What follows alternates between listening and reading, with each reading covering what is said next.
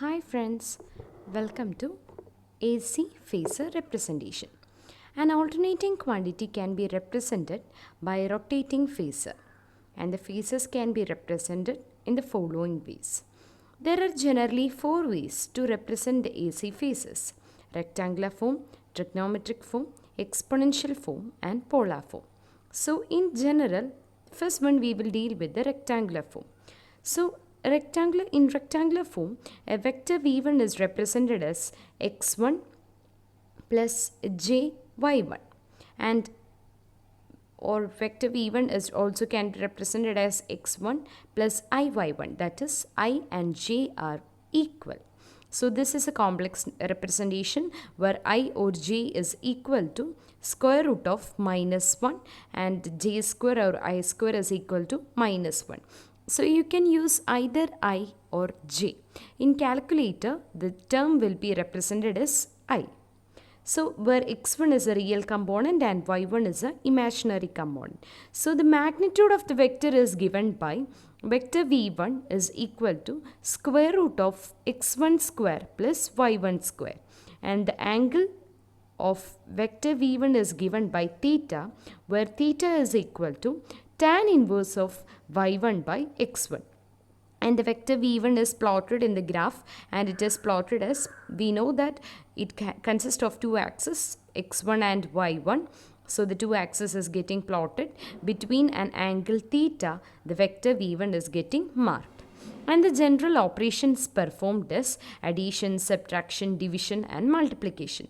For addition operation, suppose two vectors are there, a plus jb and c plus jd, then we can simply add these two vectors by adding the magnitudes and by adding the real components and by adding the complex components. And for subtraction also, we can subtract a minus b, and also j is taken outside and we can consider j of b minus d. And now coming to the multiplication and division. For multiplication and division, we can just convert that term by term operations. Okay, and listen here j into b, jb into jd, what will it becomes j square bd, or j square is termed as -1. Okay, and for the subtraction also, we can subtract it by using conjugate. Okay, the conjugate of this function will be c minus jd. Okay, and coming to the operation, the conjugate can also be taken, and the conjugate is represented by a star. A star is equal to a minus jb.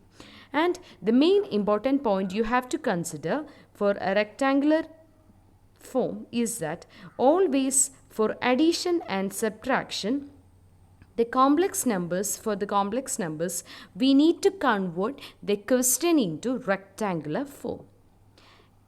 Again, please note the point. For the addition and subtraction of a complex number, we need to convert the question in rectangular form by using the forms given in 1 and 2. And now we are going for the next form, that is a trigonometric form.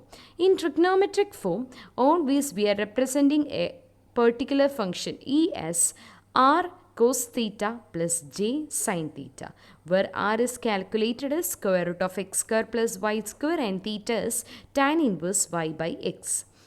And r is the modulus of E and theta is the argument of E. Again, r cos theta is x-axis component and r sin theta is a y-axis component.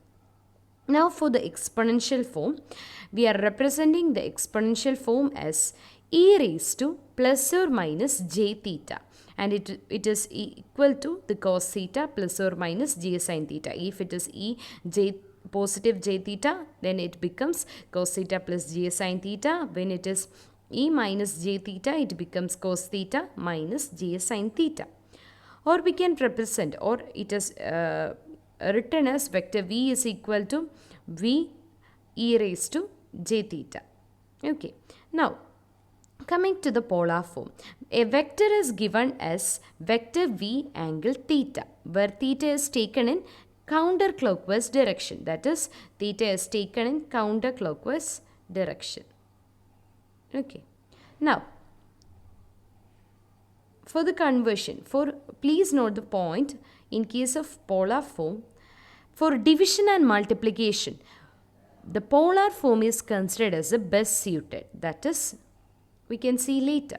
Or the vector, when a vector is given will be equal to A angle theta. It is in the polar form.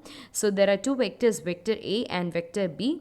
Vector B is equal to B angle theta 2. If it is required to multiply the two vectors, vector A and vector B, it will be A into B, that is the magnitudes of A and magnitude of B, angle theta 1 plus theta 2. Okay.